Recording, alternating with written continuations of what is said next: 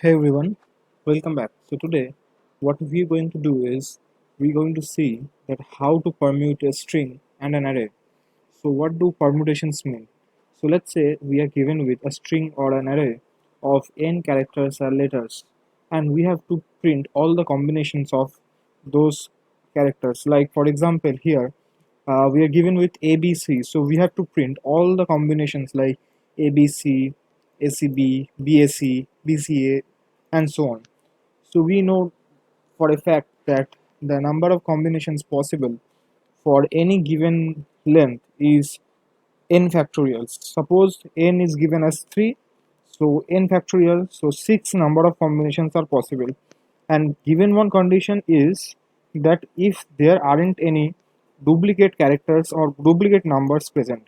So there can be two variations of this problem. I will be going through both of them, and another variation is where the duplicates are allowed. So I will be making a separate video for that. So without duplication, there can be two ways or two variations. One is where a string will be given and we have to generate a sequence like this where these are all the combinations, sorry, all the permutations of this string. And another one is from lead code over here given array and we have to generate all the elements like this. So these two are the problem statement. So let's think how to solve this problem now. So now let me just start with the given problem here, that is permute a given string. So both the uh, techniques of solving the problem is similar, but using a string it would be a little bit easier, and let's see why. First of all, let me tell you how to approach this problem. So whenever we are given with this problem, we have to first think that which category problem is this. So here we can see clearly there is a pattern. So let's say ABC is given, so we have to generate all its permutations. So first we take one character from the string, let's say first character A, then we put A, then we take B, then we place it B, then C, then one permutation is made, then A is fixed, then we shuffle between, or rather make all the possible permutations between B and C. So first A is fixed, we can see, and we made the permutation between B and C. So all the permutation possible for B and C is BC and CB. So from this instance, we can see clearly there is a recursive function or recursive mindset we can think of. Like we can think of ABC's permutation as permutations of A along with permutations of the rest of the part BC. Again, if we take the character B, then we can think of this problem as permutations of B along with permutation of rest of the character, which is AC in this instance. So which means what? We take each character one by one and place at the beginning, and we recursively call the function for rest of the characters. For the second case, we can also see we first place B over here and we recursively call for AC. So all the combinations for AC is A, C and CA. And again we place C and we call for AB. So AB and BA. So similar thing will be there in the array also. First we place 1, then for 2, 3 there are two combinations possible, 2, 3 and 3, 2. So similar thing for the array also. So how to model our recursive function over here? So the recursive function will be having two branches. So after solving this problem, I will be showing you the picture from the internet or from Geeks for Geeks, which is provided. So you can clearly visualize the recursion tree.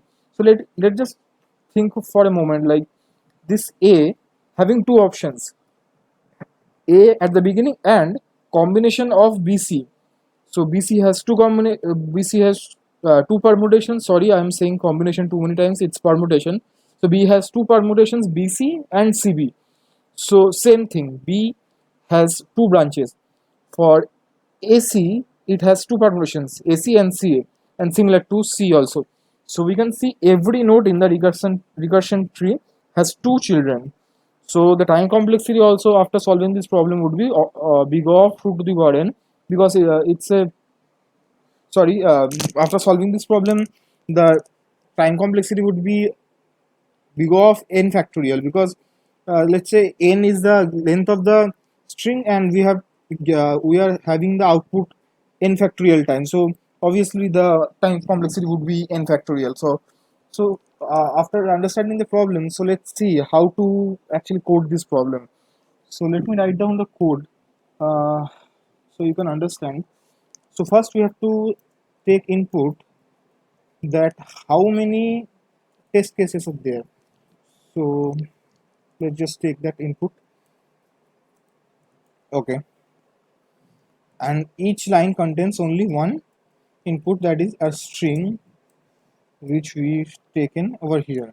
Now we have to return, or don't necessarily, oh, okay, we have to return also, because it should be lexicographically increasing, so we have to sort that also. So I will be telling that after, so don't worry about that for now. So let's take a variable or list called results, and now let's define our recursive function. So let's say our function called permute. So how we are going to define this function is, we first take the whole string as a suffix, and we will take the empty string as a prefix. So first the prefix will be empty string and the suffix will be the whole string. So we will do what? One by one take each character and place it in the prefix, and take the rest of the part as suffix, and we will recurse over it. So once the length of the suffix becomes 0, that means the prefix is filled and we get one permutation. So we have to return again. Also again also after that call ends, we do the same thing for the CV also. So I hope you are getting. So after coding you can clearly understand better. So the things we are going to pass in this recursive function are, first an empty string, which is the suffix of it, and the string itself, which is the prefix. Sorry, I told it opposite. It is the prefix and it is the suffix. Okay, so let me define this function right now. So def permute. So here I will be writing prefix and suffix. So this is the place where we write the base case. Okay, so let me just leave it a blank for the moment, and I will be telling you what the base case is. So as I have said, as I have said that I will be first taking a. So let's say for I in range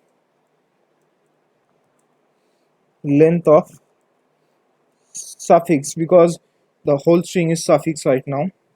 So first we will do what? First take the each first take each character and we will be appending it or adding to the empty string, which is prefix right now.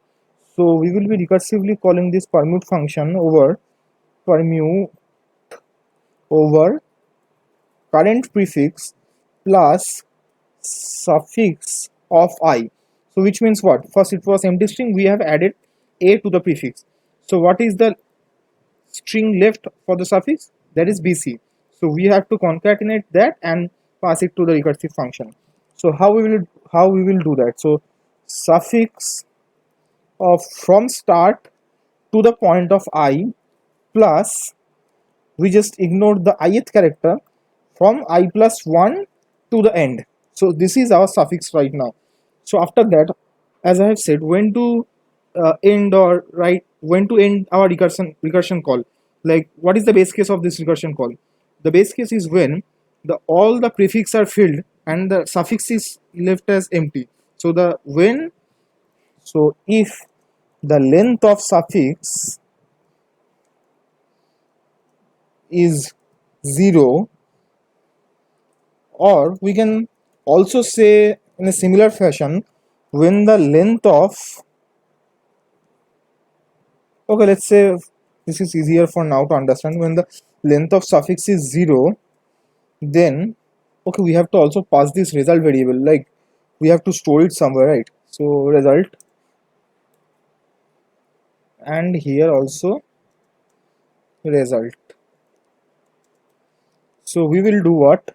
Result dot append the current string, which is prefix, and return. So this is pretty much for our function. So let's say now print star res. So this star basically means that it will put a space in between the elements. So let's run it and see if there are any errors or not. So I have made some typing mistakes over here. So yeah, suffix 2f. Okay. So yeah, we can see it's working fine. But one thing to notice over here, we haven't sorted the output.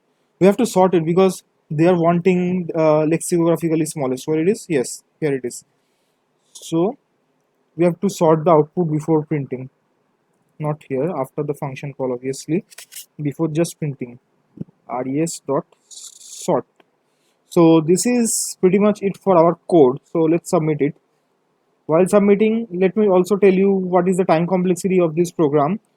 So it's correct answer. So the time complexity, as I've already said, that we are generating n factorial number of permutations. So if n is the length of the string, then the time complexity is obviously n or big O of n factorial, and the space complexity is big O of n because there are, and the space complexity also is actually big O of n factorial again because we will be storing the n factorial number of values in the recursion stack because we are using recursion here, right?